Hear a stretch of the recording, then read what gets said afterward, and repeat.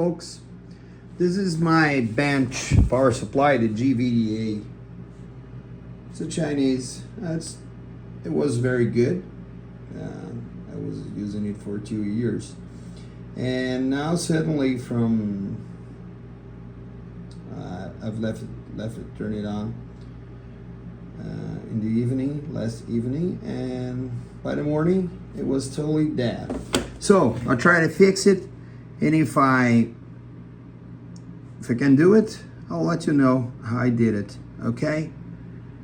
Hopefully this will work. Let's see. Well, I have found a SHOTKY diode totally short-circuited. Okay, so the anode and the cathode of the diode both were conducting on both sides. Okay, so the only diode I had is this one. It's a SHOTKY diode as well, but it's the only one I had. I've replaced it an SMD SHOTKY diode. This little flea here, right? For this one, the only one I had. Anyway, let's see if it will work. Okay.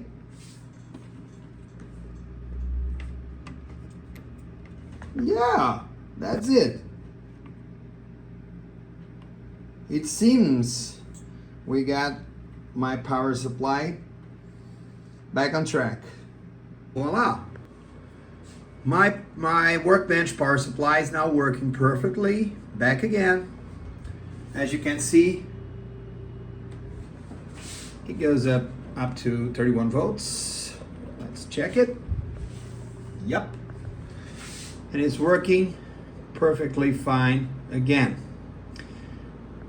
It was very difficult to me to afford another one like this, to buy another one like this, because now we live in a stupid left-wing government and we have a lot of taxes, import taxes, if I want to buy another one like this from China.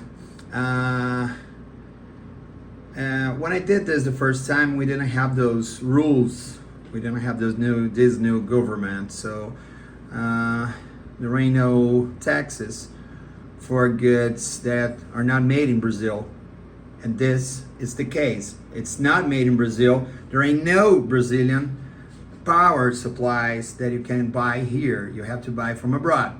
So this is the problem. Now we have to pay taxes 100% over the original list price. Nice, isn't it? So make the L. Okay? Unfortunately, this is our reality now. Anyway, it has been fixed. I hope to help someone else to fix this problem.